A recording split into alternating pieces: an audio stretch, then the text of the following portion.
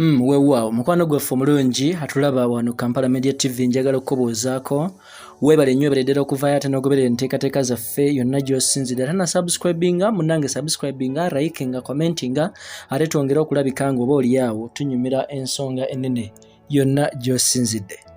Kaakati mukwano gw'abangi gwe gy'oli eyo nange gye ndi eno amanyiddwa nga mwana muwala Spice Diana gwampuliriza naawe ndaba. Njagala okutegeeza mu kaseera kano Anyiga Biwundu.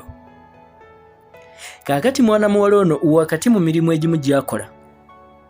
Jjukira avuddeyo n'agenda mu maaso ng'akolera amakampuni ag'enjawulo wakati mu kugezaako okubeera kitonzi ow'ebyo bye bakola. Era nsobola okukumenyerako.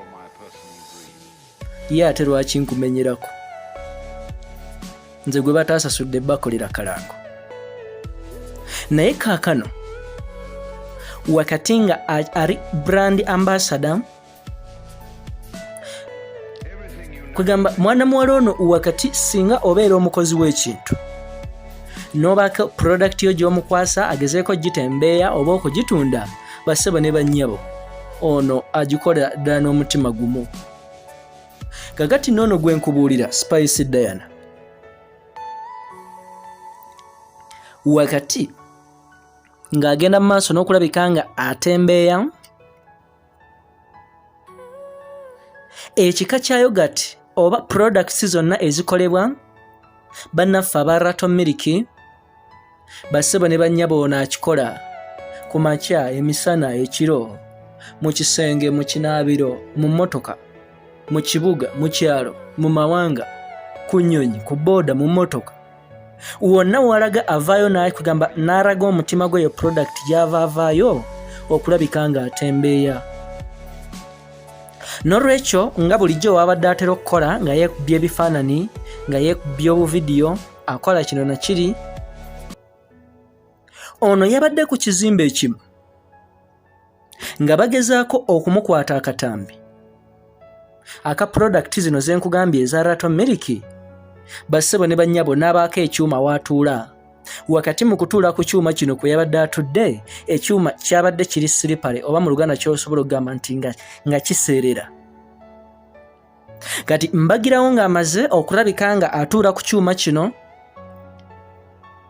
yasobodde okwesittala n'awaba oba oliawo ne yeekwata minsi okukkakkana nga kugamba aguddewo ennume y'ekigo. Kati ono wakati mu kugwawo ennume y'ekigo yaguddewo mu ngeri ya ssama.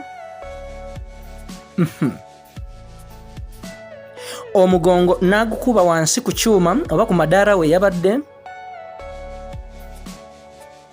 Bassebo ne bannyabo nga bw'omanyi ka Spice kaffe akalungi akaana kattu mu kiseera kino kali mu bulumi. Mbagirawo ng'agudde nga yeefudde akubye essama avudde ku kyuma we yabadde atudde kugamba n'agwa eruuyi eno awalala mwabamanya amadaala ga kalina kubanga gano amadaala ge bambukirako waliwo ezo handles oba baazi ze bateekako okwekwatako kwe yabadde atudde.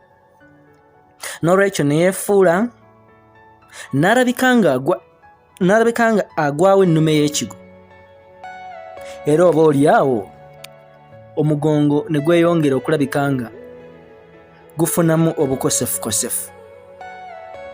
Kati ono mu kaseera kano agezaako mu maaso okulabika nga afuna treatment esoboka obulamu bwe bwongera okulabika nga butereera mbagirawo. Naye nga bassebo ne bannyabo nsobola okutegeezaako mwana muwala ng'obulamu oba bwalimu mu kaseera kano bwe butawoomya nakabululu.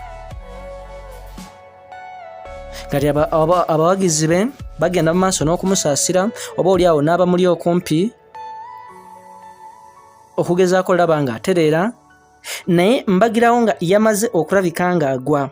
Babodegaard be b'omanyi obulungi baatambula nabo newankubadde mwana muwala muto naye alina abakuumi basobodde okumurisa mu luzungu bakiyita rescuing. Basobodde okulabika nga bamununula mbagirawo oba oliawo okakasa nga obulamu bwe tebweyongera funa buvune bwonna. Nkwebaza otugoberera, nkugamba sigala nga osubscribinga, ng'olikinga, twongere okutuusaako empeereza yonna gy'osinzidde, gwampuliriza naawe ndaba wano Kampala Media TV. Twekuumireko.